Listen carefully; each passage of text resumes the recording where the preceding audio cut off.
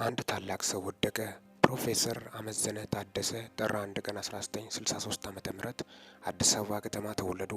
አባታቸው አቶ ታደሰ ሮቤሌ ሲሆኑ እናታቸው ደግሞ ወይዘሮ አሁን እማሆይ እማሞ ገቢ ይባላሉ።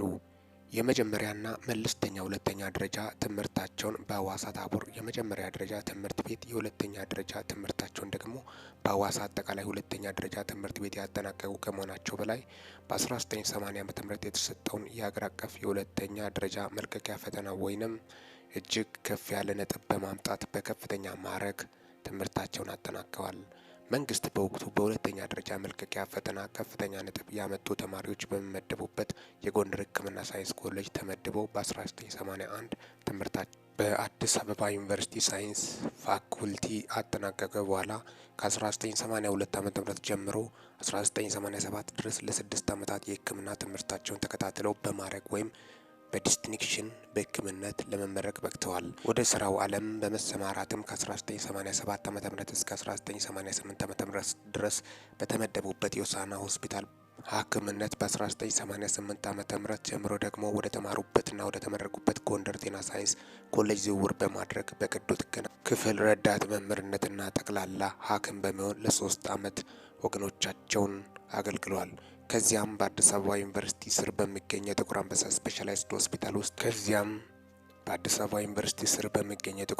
ስፔሻላይዝድ ሆስፒታል ውስጥ የሚሰጠውን የ3 ዓመታት የድህረ ምረቃ ትምህርት በመከታተል የቀዶ ጥገና ስፔሻሊስት ሐኪም ሆነው ከመመረቃቸውም በላይ የረዳት ፕሮፌሰርነት ማዕረግ አግኝተዋል። በመቀጠልም ህንድ ሀገር በሚገኘው ቬሎር ክርስቲያን ሜዲካል ኮሌጅ ውስጥ የፌሎሺፕ ትምህርታቸውን ተከታትሎ በ1999 ዓ.ም የህፃናት ቀዶ ጥገና ሰብ ስፔሻሊስት በመሆን ተመርቀዋል።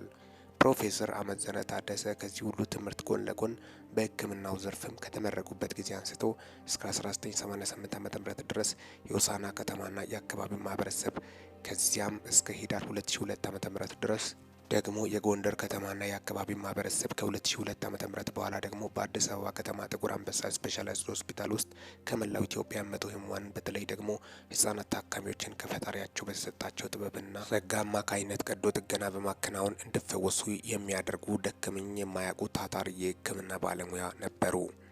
በሌላ በኩል ደግሞ በከፍተኛ ትምህርት ተቋማት ለማስተማር የሚያስችላቸውን የከፍተኛ ዲፕሎማ ፕሮግራም ተከታትሎ ያጠናቀቁ ከመሆናቸው በላይ በ2011 ዓ.ም ደግሞ በጤና ባለሙያዎች ትምህርት ከአዲስ አበባ ዩኒቨርሲቲ የማስተርስ ዲግሪ አግኝተዋል። ከዚሁ ጋር ተያይዞም የቀዶ ጥገና ተባባሪ ፕሮፌሰርነት ማዕረግም አግኝተዋል። ፕሮፌሰር አመዘነ ታደሰ በርካታ ስልጠናዎችንና የአጭር ጊዜ ኮርሶችን የወሰዱ ሲሆን ከነዚህ መካከል ዋና ዋናዎቹ ከዚህ የሚከተሉ ናቸው።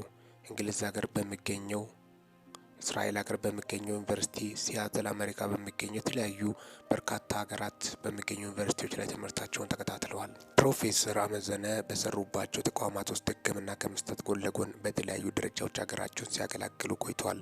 ከነዚህም ውስጥ በጎንደር ዩኒቨርሲቲ የቀዶ ጥገና ክፍል ኃላፊ፣ በጥቁር አንበሳ ስፔሻላይዝድ ሆስፒታል ውስጥ የህጻናት ቀዶ ጥገና ክፍል ኃላፊ፣ ተባባሪ ዳይሬክተር፣ ተባባሪ ሊቀመንበር፣ በድህረ ምረቃ ትምህርት ክፍል የድህረ ምረቃ ኮሚቴ ሊቀመንበር፣ የኢትዮጵያ ሕክምና ማህበር ምክትል ፕሬዝዳንት፣ የምስራቅ መካከለኛውና ደቡባዊ አፍሪካ የህጻናት ቀዶ ጥገና ፕሮግራም እንዲሁም የአሜሪካ የቀዶ ሕክምና ኮሌጅ አባል ነበሩ።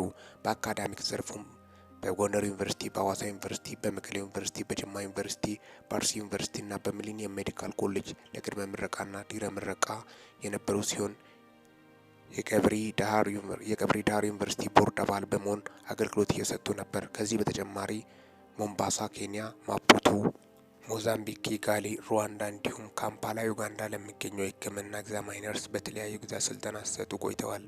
በምርመራ ረገድም 34 አርቲክሎችንና የመጽሐፍ ክፍሎችን አገር አቀፍና ዓለም አቀፍ እውቅና ባላቸውና በተገመገመው ጆርናሎች ላይ ጽሁፎቻቸውን ከማሳተማቸውም በላይ 6 ጽሁፎቻቸው ለመታተም በሂደት ላይ ነበር።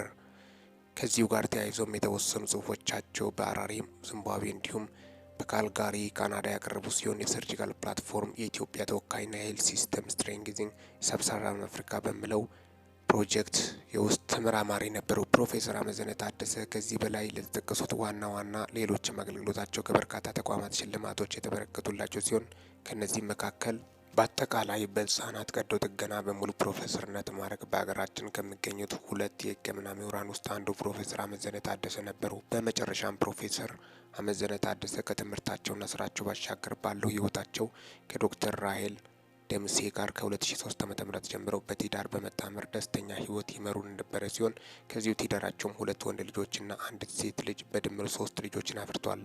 ከዚህ ሁሉ ልፋት በኋላ እኚህ የሚሊዮኖችን ህይወት ስታደጉ የኖሩት የሀገር መድኃኒት ለራሳቸው የሆኑ መድኃኒት ሊያገኙ ባለመቻላቸው ባደረባቸው ህመም ምክንያት በአሜሪካን ሀገርና በኢትዮጵያ ውስጥ በሕክምና ሲረዱ ቢቆዩም የፈጣሪ ጥሪ ደርሷቸው በርካታ አገልግሎት ሊሰጡ በሚችሉበት እድሜ ላይ እያሉ ጥቅምት 5 ቀን 2018 ዓ.ም ልክ ከረፋዱ 5 ሰዓት ከሩብ ላይ በተወለዱ በ54 ዓመት እድሜያቸው ከዚህ ዓለም በሞት ተለይተዋል። የፕሮፌሰር አመዘነ ታደሰ አስክሬን ሽኝት በአዲስ አበባ ዩኒቨርሲቲ ጤና ሳይንስ ኮሌጅ ጥቁር አንበሳ ስፔሻላይዝድ ሆስፒታል ተካሂዷል። ስርዓተ ቀብራቸው አርብ ጥቅምት 7 2018 ዓ.ም በአዋሳ ከተማ ይፈጸማል። ልዑል እግዚአብሔር ነፍሳቸውን በአጸደ ገነት ያኖርልን አሜን በማለትም በርካቶቹም በጣም ሀዘናቸውን እየገለጹ እንደሚገኙ ጭምርም ነው። እኚህ እንግዲህ የኢትዮጵያ እንቁ የነበሩት ታላቅ የኢትዮጵያ ባለውለታ አሉ ከተባሉት ደግሞ ፕሮፌሰሮች መካከል አንዱ እንደነበሩ በሕክምና ዙሪያ ገና ብዙ ያገለግላሉ ተብሎ የተጠበቁት እኚህ ምሁር እንግዲህ ሞት ቀደማቸው። እጅግ አሳዛኝ ልብ ሰባሪ የበርካቶችን ሕይወት የታደጉ ናቸው። ይህን የመሰለ እንቁ ለሀገር ታማኝ የሆኑት በርካቶች ከሀገር ይወጣሉ፣ እዛው ይቀራሉ። ግን እንደዚህ ለሀገር ታማኝ የሆኑት ትልቅ ፕሮፌሰር በዚህ መልኩ ህይወታቸው ማለፉ በርካቶችን ያሳዘንና ልብ የሰበረ ክስተትም እንደሆነ ጭምርም ነው በርካቶቹም የመረጃ ምንጮች እየገለጹ ያሉት ማለትም ነው። የፕሮፌሰሩ ህልፈትን በማስመልከት እጅግ ልብ ሰባሪ ነው። ያልተጠበቀ መረጃን በማስመልከት በዚሁ በ54 ዓመት እድሜያቸው ህይወታቸው ማለፉ የብዙሀን ልብ እንደሰበረ ጭምርም ነው። በአሁኑ ሰዓት እንግዲህ ቀብር ስነ ስርዓታቸውን በሀዋሳ እንደሚፈጸምም ነው። አስክሬን ሽኝት በጥቁር አንበሳ ስፔሻላይዝድ ሆስፒታል በከፍተኛ ሀዘንና ለቅሶ ሽኝት እንደተደረገ ጭምርም ነው። ምክንያቱም ለእሳቸው በርካታ ቁጥር ያለው ኢትዮጵያውያን ፍቅር እንዳላቸው ጭምርም እኚህን አንጋፋ ፕሮፌሰር ህልፈት እጅግ ከልብ በርካቶችን እንዳሳዘነ ጭምርም ነው። እንግዲህ ያን በማስመልከትም መሬት ላሉት አሁን የደረሱን መረጃዎችን ዕለታዊ መረጃዎችን በማስመልከትም ነው። አንጋፋ የኢትዮጵያ ምሁር ታላቅ የኢትዮጵያ ምሁር በዚሁ እድሜያቸው በ54 እድሜያቸው አመታቸው ማለትም ነው ከዚህ ዓለም ድካም ማረፋቸው ነው። ወደማይቀር ሞት ሁሉም ይሄዳል።